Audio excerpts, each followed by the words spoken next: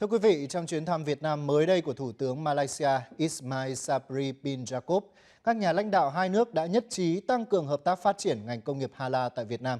Mục tiêu cụ thể mà hai bên hướng tới là tăng tỷ lệ các hàng hóa thực phẩm Việt Nam đạt chứng chỉ Halal, để từ đó đưa hàng hóa vào thị trường Hồi giáo có tới trên 1 tỷ người tiêu dùng. Theo ước tính thì hiện chỉ có 20% hàng thực phẩm Việt Nam có chứng chỉ Halal. Số lượng này là còn chưa tương xứng với tiềm năng của Việt Nam. Phóng sự sau sẽ cho biết thêm chi tiết. Năm 2014, tức chỉ sau 2 năm đi vào hoạt động, tập đoàn TH đã đạt chứng chỉ Halal cho các sản phẩm sữa và chế biến từ sữa. Việc chú trọng đầu tư đạt chứng chỉ Halal ngay từ đầu đã giúp doanh nghiệp Việt Nam này bước đầu đưa sản phẩm vào thị trường người Hồi giáo ở Đông Nam Á. Cụ thể là đến nay, các sản phẩm của TH đã được bán tại các siêu thị hàng đầu cũng như trên các sàn thương mại điện tử lớn ở Singapore và Malaysia. Do chứng chỉ Halal không chỉ kinh doanh đơn thuần mà còn là một chứng chỉ gắn trách nhiệm, biểu tượng của niềm tin của một sản phẩm chất lượng tốt, lành mạnh và cũng như các tiêu chí an toàn vệ sinh thực phẩm.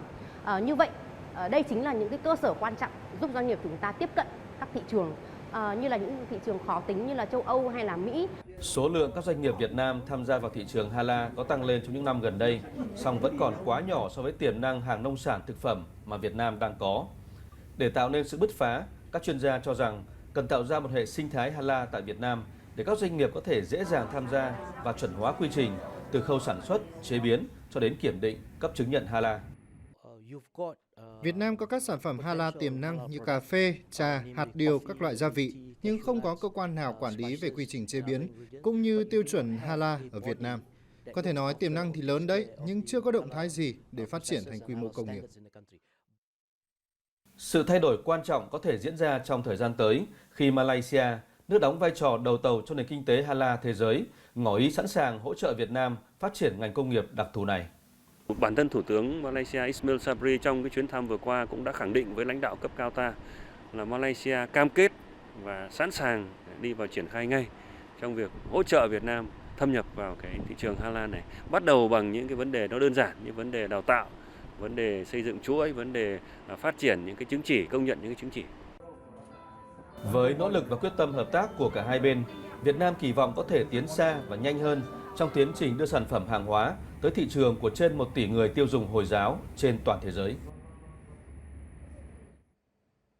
Để tìm hiểu thông tin rõ hơn về triển vọng hợp tác với Malaysia trong phát triển ngành công nghiệp Halal tại Việt Nam, chúng tôi đã có cuộc phỏng vấn với ông Hairul Sahari, Chủ tịch điều hành Tập đoàn Phát triển Halal HDC của Malaysia.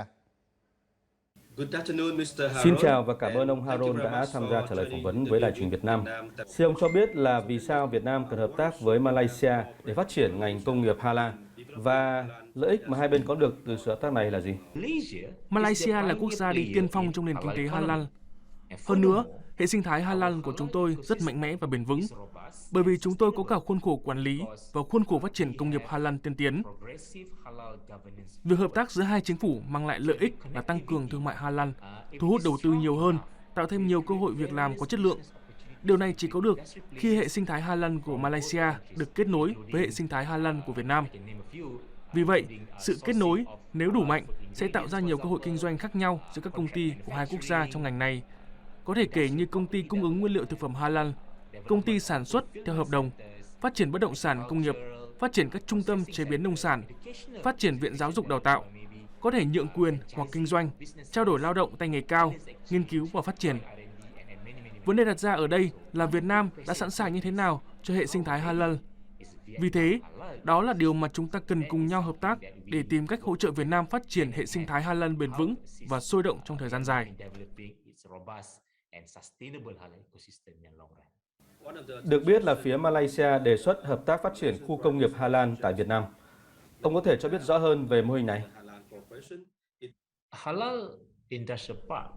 Các khu công nghiệp Halal, hay gọi tắt là các khu Halal, là các khu công nghiệp chuyên dùng để sản xuất hàng hóa được chứng nhận Halal. Qua sự hợp tác này giữa Malaysia và Việt Nam, thì mô hình khu công nghiệp Halal có thể được nhân rộng ở Việt Nam. Tuy nhiên, làm sao chúng ta có thể đảm bảo rằng chúng ta không cạnh tranh nhau? Vâng, một mô hình mà chúng ta có thể tìm hiểu là mô hình khu công nghiệp Halal song sinh, có nghĩa là một khu Halal mới được phát triển ở Việt Nam, có thể được chỉ định là một khu thương mại tự do và sau đó sẽ kết nối với khu thương mại tự do hay khu công nghiệp halal ở Malaysia. Thông qua mô hình này, chúng tôi hy vọng rằng hàng hóa sẽ qua lại nhiều hơn giữa cả hai quốc gia, vì thủ tục hải quan sẽ nhanh hơn. Và hơn nữa, các công ty hoạt động trong khu vực thương mại tự do này sẽ được miễn trừ thuế và điều này có thể thu hút thêm nhà đầu tư đến đặt nhà máy sản xuất ở đó. Một khu công nghiệp halal cũng có các dịch vụ phụ trợ kèm theo như trung tâm chứng nhận, trung tâm giáo dục, trung tâm nghiên cứu và phát triển, có thể là trung tâm thu gom và phân phối. Và ở một mức độ nhất định, có thể xây dựng thị trấn dân cư. Đó không chỉ là một khu công nghiệp, mà là một hệ sinh thái mà chúng tôi xây dựng nên để đảm bảo rằng sản xuất halal có thể được triển khai suôn sẻ. Vâng, một lần nữa xin cảm ơn ông về cuộc phỏng vấn này.